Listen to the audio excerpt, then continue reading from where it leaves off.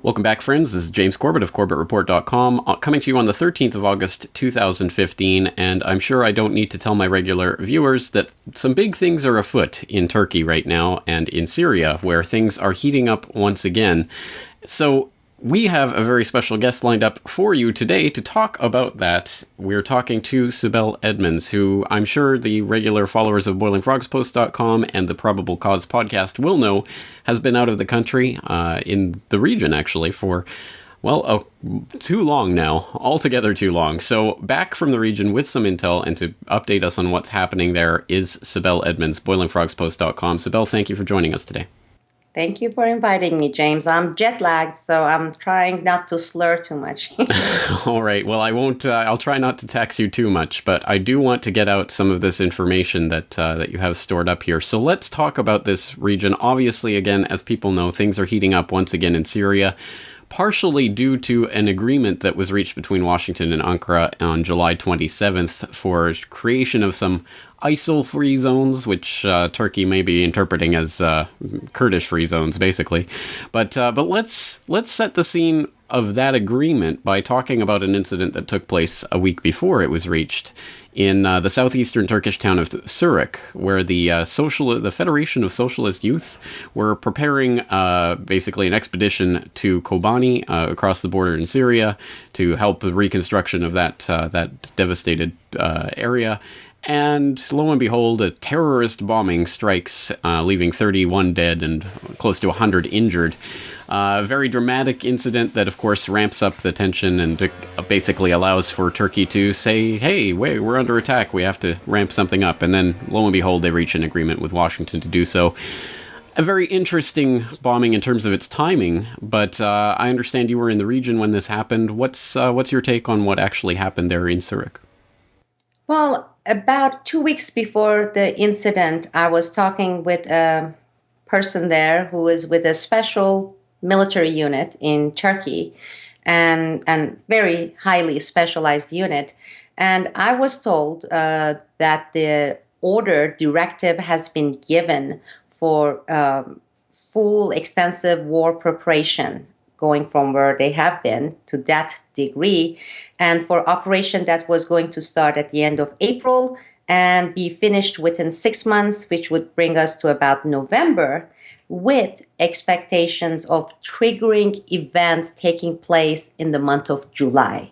And so in the months of May and June, actually, Turkish special forces and other units, including medical units, have been setting up special barracks to handle any injured, etc., along the border. So that conversation I had actually 2 weeks before the event, and I was within 150 kilometers of where the event took place.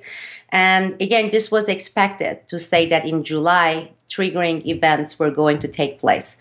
So that's for that portion of it. But other kind of strange events took place from people I spoke with. Certain eyewitnesses were rounded up before they were able to give their statement to the media that showed up there within an hour or so. And that was highly mysterious. There were many speculations around that, why they rounded up these eyewitnesses. I guess some of those people were told what to tell the media. Again, that's a speculation. Others maybe didn't even speak with the media. But there has been differing eyewitness accounts of how it took place. And not only that, a few days before the event, by just a indirect or unintentional leak, certain newspaper reporter was told that some female suicide bombers are going to attack targets within Turkey, and it's going to happen, within this month. So whether it was an intentional leak or not, I don't know. But the fact that the Turkish intelligence agencies and the police, they had supposedly these tips. So it was not unexpected. It didn't come as a shock. The casualties, of course, were a major shock, especially considering the people who were targeted there, it was, in a way, it seemed to be killing, two birds with one stone for the group that had their meeting there. And this is an NGO volunteer group who tried to set up parks, etc., for underprivileged segments of the population in that region. So there are, again, lots of highly questionable situations there with some speculations. But I would say for me personally, it went beyond the speculations. As I said, 2 weeks before that, I was told that this was a timeline and this was going to happen, and hinged upon certain agreements between Turkey and the United States. And we'll get into the obstacles that are on the way, because it's not written in the stone, the agreement between US and Turkey on Syria. Very interesting. And let's keep in mind this also took place in a highly sensitive region in that Suruc-Sanalifra corridor, where Turkish intelligence and security are all over the place. So, again, highly suspicious. But it does set the stage for this agreement, however strong or weak that agreement may be. Let's talk a little bit about the implications of what's been happening there for the last couple of weeks and where we see this going forward from here. Obviously, as we reported here on Corbett Report recently, this agreement essentially is being used by Turkey as a green card to start, basically bombing the Kurdish and trying to get rid of the Kurdish from the area as well, and creating these Kurdish free zones as well as the ISIL free zones that apparently Washington was supposedly going for here. But I think everyone knows that this is all something of an excuse for everyone, every vested interest in Syria to use this towards their own agenda. Let's get your own take on what is developing from this agreement and where it's going from here. Well, again, you basically touched upon the highlights of what the vested interests would accomplish from these attacks. But the agreement, as far as the agreement goes, it is in a very, very volatile situation because of one keyword and one major factor, and that's the Kurdish factor. Because I don't know if you have been following in details, but the United States have been coming on and off saying that they have better chance to join forces with the Kurdish factions in the area, and that's not only for Syrian Kurdish faction, but also along the Turkish borders and also in northern Iraq, because you're looking at the largest ethnic group without land in the world today. You're looking at tens and tens of millions of Kurdish people. And the fact that this is what US has been saying, they are better trained, they know the area better, they are more savvy in terms of fighting guerrilla warfare, especially in special terrains in the mountainous regions of that northern Iraq and, of course, northern Syria, etc. Well, that has been a major no-no with Turkey. In fact, for this agreement to take place now, just recently, versus, let's say, 6 months or 2 years ago, that has always been a major disagreement between Turkey and the United States. So Turkey has been saying, we will do it, and we'll basically do your dirty laundry, and you can have not only your own base, this is the United States base in Incirlik in Adana, but also we provide you the free use of our other bases we have. And as you know, with the recent attack bombing, there were US forces in a special Turkish base using the drones that were remotely controlled in Nevada. And that's exactly what was used. So there were some really good, interesting pictures there in Turkish newspapers. So that has been a huge issue between Turkey and the United States. And United States also has been telling Turkey that we are also hesitant doing certain things with your agreeing on certain items that you're requesting, because the moment we give you some of these, let's say, the green light together with the needed, weaponry, etc., you are going to turn around and use it on Kurds. And I really need to pause here because I know many of the people listening and watching, they have no idea who Kurdish people are. And it's unfortunate, really, because of the coverage, I guess, in mainstream media, but also the small-mindedness of people saying, why do I need to know about Kurds, or why do I need to know about these details, seeing these as insignificant details. So this is not for those people. What I want to talk about is the Kurdish factor is not only important for United States in this case of Syria. Kurds in northern Iraq have been used. Again, this has not been reported by US media since we went to Iraq in 2003, 2004. Israel has established several bases in northern Iraq. Okay, so there has been this agreement between Israelis and the certain factions in northern Iraq, okay, to let US install these bases, and they jointly operate. Many Israeli people are based there. It's just an informal, unannounced military base, intelligence base combination for Israel to spy on Iran. Okay, so that's number one. But it goes beyond spying on Iran. They are also trying to forge certain relationship and partnership with the Kurds in Iran. And again, this is not for the ignorance out there, but Iran also has a large population of Kurds there. And that would be in northwestern Iran. So you're looking at vested interest, and that was a very important key word that you used there. So Israelis have vested interest on this Kurdish issue, okay, that the U.S. is right now having this struggle with Turkey. Turks have it. Syrians have it. Iraqi government has it. United States have it. So right now, the biggest factor issue, the determinant factor out there is the Kurdish factor.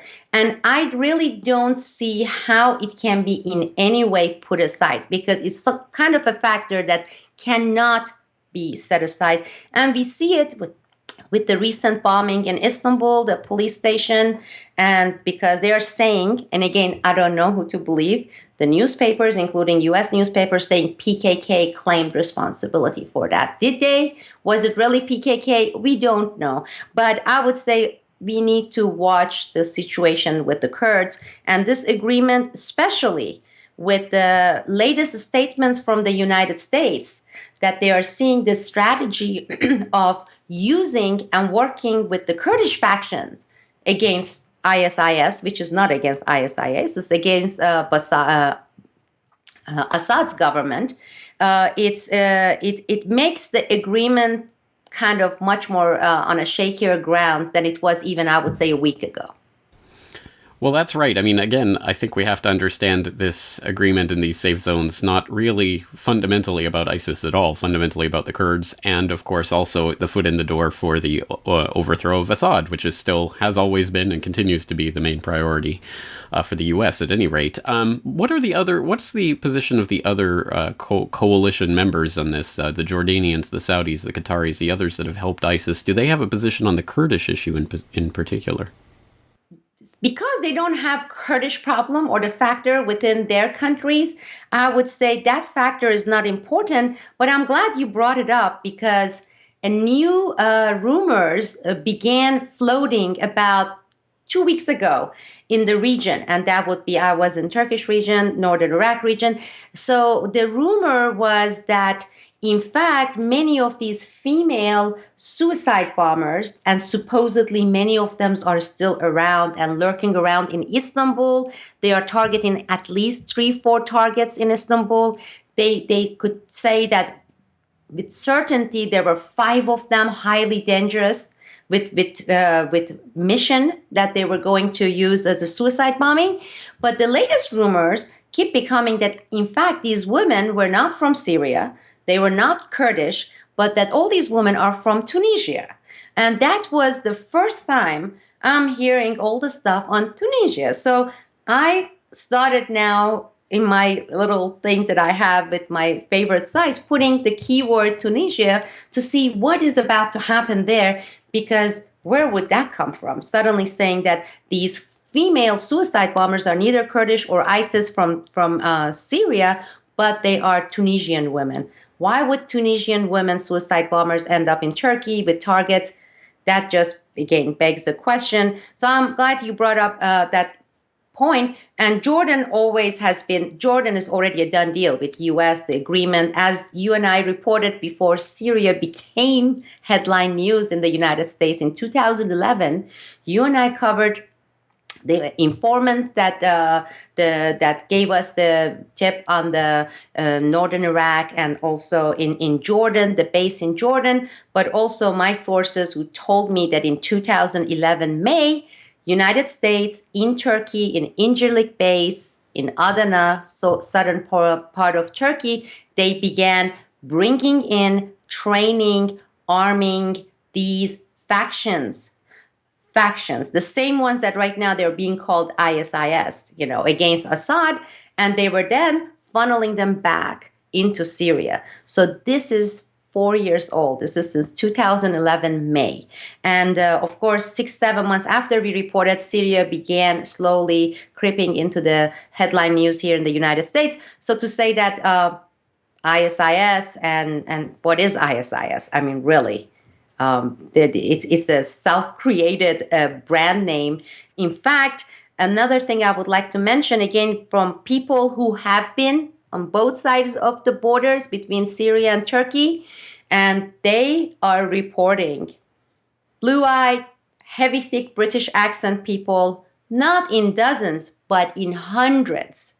And they are dressed as what we see depicted as ISIS. And the people I spoke with, they have no reason to come up with any conspiracy. These are the people actually who work for Turkish military in various positions and with different kinds of relationship, but they are in and out, and they are saying everybody knows. It's not like I'm leaking and giving you some inside information, but the region is swarming with heavily British accented Brits there. No, this isn't conspiracy theory. It's now admitted. Sunday Express has been reporting the SAS are dressing up as ISIS fighters. This is now mainstream news. Absolutely, and many sources have reported this. And that includes truck drivers who are still going in and out between the two regions. So for me, that's a fact. It's not some kind of a speculation or some kind of a rumor. No, it certainly isn't. And of course, we're just seeing the exact same types of things that we saw in the run-up to the war in Libya. So again, British Special Forces on the ground, causing mayhem. Well, all right, so we are definitely seeing some sort of movement in Syria right now, and it looks like it's following the sort of general trend that we usually see of a ramp up in the summer and some psychological preparation events, and then when everyone returns in the fall, in September, October, likely some sort of actual action happening, just as we saw an attempt to get a Syrian invasion underway. What was that? Was that 2 years ago now? With the hands-off Syria. Hinging upon Kurdish factor. Exactly. But does that fit in with the timeline that we're looking at here? Do we have any indication of what kind of timeline we're looking at if this is to go into some sort of more advanced stage of operation in Syria? I think the initial, based on what I was told, the initial plan, and this was U.S.-Turkey plan, it was not Turkish plan, was it would end within 6 months after April, so it will end in November. But as I said, the question marks become a Kurdish question. And in the past, I would have said, well, we also need to watch and see what's going to happen with Russia and what kind of message, what kind of stand we are going to witness and see from the Russian side. And frankly, James, looking at RT News, nauseating. I haven't been accepting any interview requests, and they basically lost what made them special. And they said, okay, now let's become more mainstream. Like, well, they are now dime of a dozen, so dime a dozen, and there is nothing to differentiate them from Al Jazeera or from any CNN or etc. But from what I see, from what I read, it seems like Russia has already given the green light because they are parroting exactly the same lines with ISIS. that we see in mainstream media in the United States, and that includes paper in Russia. And a lot of Russian tourists, they have lots of money. They are traveling in Turkey, Eastern Europe, in lavish resorts. I spoke with many of them because we ended up bumping to each other everywhere I went. They were there, Russians. I was talking with them, and it seems to be the very similar position as the majority here in the United States. They consider them the threat even to Russian interests, the ISIS, a problem that needs to be taken care of, and it shouldn't be dragged. So with the Russian obstacle out of the way, and with the Kurdish question floating in there, if that is overcome, in the past, the United States, and long time before that with Brits, they have always sacrificed the Kurds. So it's for them always has been, you know what, we use them and then we turn around and we just feed them to the wolves. And that has happened. And I have no idea why many Kurds haven't learned the lesson that they form alliance, whether it's with Israel, whether it's with US, whether it's with the Britain, and they do things. They end up serving their interests. And in the end, they always have been fed back to their abusers, whether it's been, let's say, in the Iran in 1960s and 1950s, or let's say with Turkey. And that's the part that I have a hard time understanding.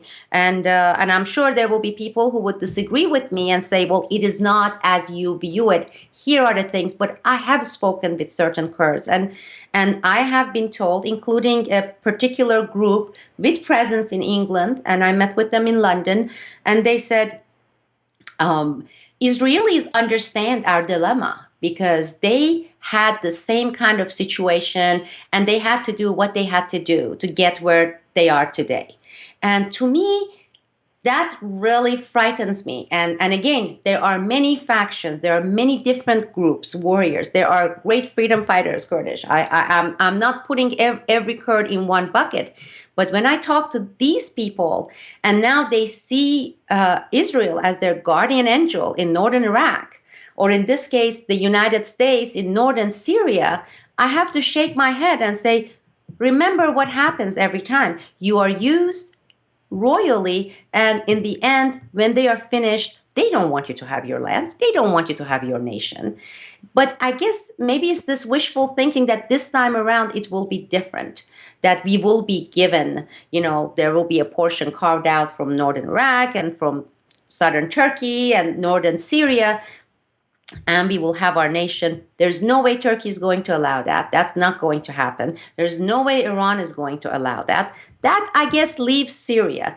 But even with Syria taking place, let's say we take over Syria, we get rid of Assad, and we carve out a portion, Turkey would not accept a Kurdish nation in its southern border. It will never happen. But I don't know why. I mean, it's a ridiculous discrimination. It's this whole set of things. I find it illogical, but they won't let it happen. But wouldn't I certainly understand and what's going on here, but ultimately doesn't the Kurdish population work better as a chess piece for the U.S. and Israel as that destabilizing influence? Do they actually want to create a Kurdistan, or is it just better to have them as that pocket of resistance that they can use in various countries like Iran, in Turkey, in Syria? Exactly. I mean, that was the point I was trying to make, and you articulated far better than me. Because that's what they use them. But let's say after the operation is finished, okay? And let's say Turks come and they do a post-operation after Syria operation, and they, let's say, massacre 15,000 Kurds. U.S. would not blink. They won't interfere. They won't do anything. They let the same situation continue. So they're going to find themselves back where they were, where they are today. The situation, the position has not changed. Okay, I see that you raised probably one of the most important things when it comes to taking a look at the impossibility of increased military action in Syria, which is, of course, the Russian question, which has always been there on the table. And as you say, Russia is now seeming to make some olive branches on this fighting the Islamic State, so we have to fight idea. And we can have more on that from Russian Foreign Minister Lavrov, who's apparently making the media rounds now talking about a Putin initiative to unite and create a united front against ISIS. So I think we see where that's tending. And I don't know, everything seems to me to be shaping up towards some sort of actual military ramping up in September, October. We'll have to see what events take place between now and then, but I think something else that we should cover while we're on the subject of media and media actually doing its job. We saw a surprising example of that from Al Jazeera, of all places, with Mehdi Hassan on Hardline, interviewing former DIA director, was it Michael Flynn?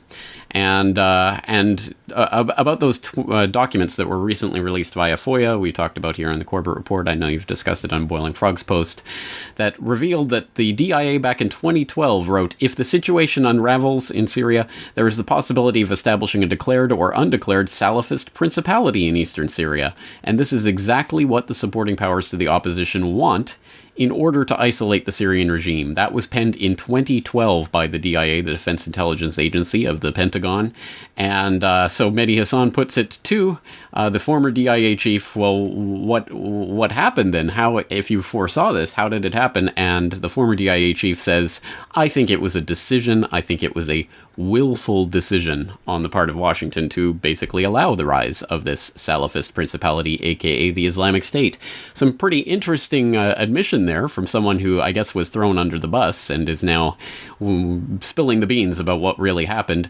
Of course, absolutely none of this is surprising to yourself, myself, or any of the listeners in our particular audiences, I'm sure, but still interesting that this is coming out and that it 110% confirms exactly what we've said about this nonsense about blowback that we always knew was going to be a cover for what's happening there, and just once again history repeating itself, where it turns out, lo and behold, surprise, surprise, wouldn't you know it, we created the enemies that we're now fighting. Any thoughts on this latest revelation by Michael Flynn? Right. This is a perfect example of the controlled opposition. You're looking at a controlled leak and a staged revelation. There is no revelation. This is completely within the script of what actually the government has been giving. And what it takes us back to 1980s when the same line were used. This guy is equivalent of Michael Schur, okay? He is the equivalent, identical twin in terms of the Hollywood CIA script of Michael Schur, of the blowback, okay? Coming, supposedly spilling the beans. What beans? Saying that, yeah, we turned a blind eye and we let them mushroom there and morph into the Salafists. When again, you and I reported in 2011, that was not the case. We created them. We brought them, created them, trained them, armed them, funneled them back. They are us, like Toys R Us. ISIS are us. Actually, good. There's kind of a rhyme there. ISIS are us. And so here it is again, using the same line, what we did with the Michael Schurs and all the blowback actors there talking about, oh yeah, we supported Mujahideen and then we looked the other way when it morphed into Al-Qaeda with bin Laden. Really? Is that really the case? But again, look where it's being reported. As I said, Al Jazeera, RT, I don't see any difference. But and this guy, he's not. He is spilling their beans, the beans that they created to be spilled. And you know it, I know it, and I believe many of the people who watch your show, they know it. Unfortunately, the majority will buy that too. And again, we look the other way. Maybe the lesson here is, as you see some indication, you go and you bomb them. You actually bomb them and declare war before anything happens. Okay, maybe while they are fetus in their mama's belly, that's when you go bomb them.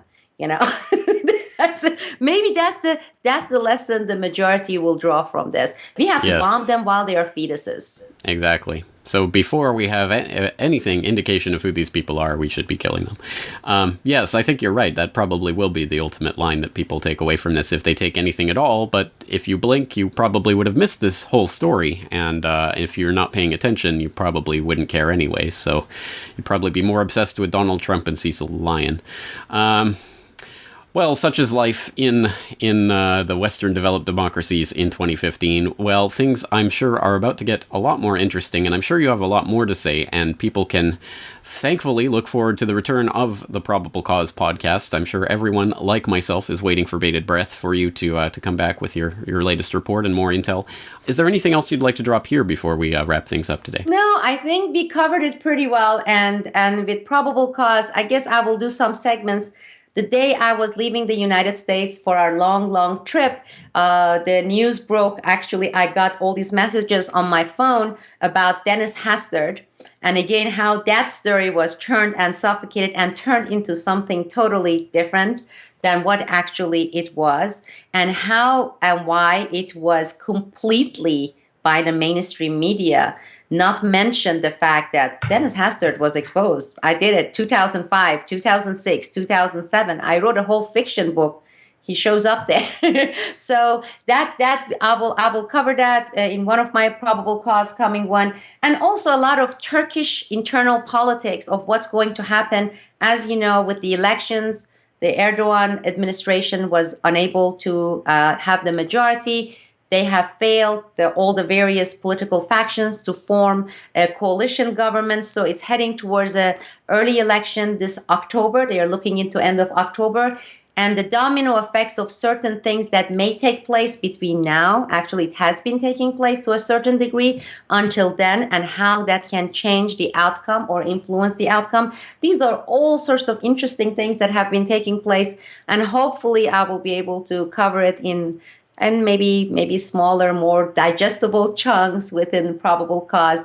And I appreciate you inviting me for this show. And it's always a privilege to be with you, James. It's always an honor to have you on. You are welcome, of course, absolutely anytime. I'm very much looking forward to hearing more about the Turkish internal politics and how that will factor into all of this. And the Hastert story, I completely forgot about that story until you just mentioned it. But yes, as soon as I saw it, I thought, where's Sibel? Why is she leaving now? We need her on this case. Was it time? Here's a conspiracy theory. Was it time as I was boarding my plane that it shows up?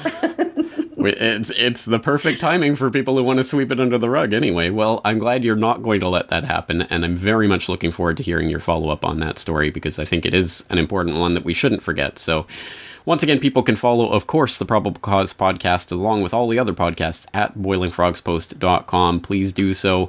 Sibel Edmonds, great to have you back. Thank you so much for joining us. Thank you.